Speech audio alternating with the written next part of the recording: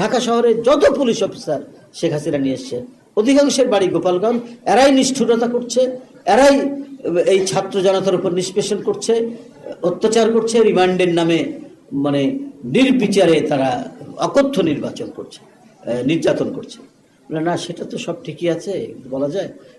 দেখো, গোপালগঞ্জ তো বাংলাদেশেরই একটা জেলার নাম।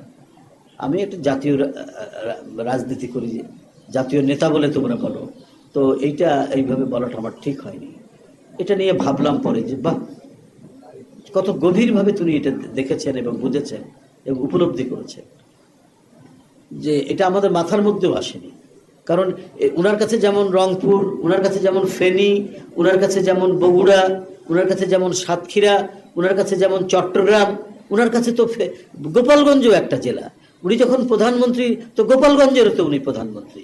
উনি যেমন ভুরুঙ্গামারির প্রধানমন্ত্রী, উনি তেমনি কাশিয়ানিরও তো প্রধানমন্ত্রী।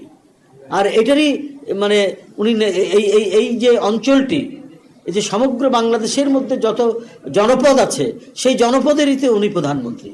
তো উনি যদি কোনো একটি জনপদকে একটু হেয় করেন তো এটা তো উনি জাতীয় নেতা হিসাবে তো ঠিক হয় না। দেখেন কত বিবেচনাবোধ উপলব্ধি। উনি বলছেন যে এটা বলা আমার ঠিক হয়নি।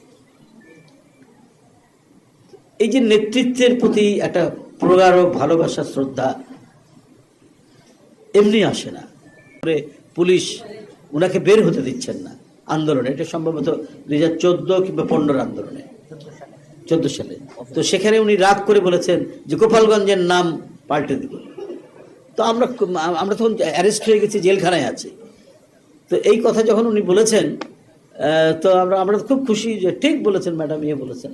কিন্তু আমরা যখন জেল থেকে বেরিয়ে এসে ওনার সাথে আমাদের দেখা হলো, তো ওনাকে আমরা খুব বলছি যে ম্যাডাম, এই যে একটা শক্ত কথা আপনি বলেছেন ওই পুলিশ অফিসার থেকে, আমরা এত খুশি হয়েছি ম্যাডাম। তো উনি একটু চুপ করে বললেন, কিছু নীরব থেকে বলছে যে আমি বলেছি এটা ঠিক আছে, কিন্তু এটা আমার বলা ঠিক হয়নি। বলে কেন ম্যাডাম, ঠিকই তো করেছেন।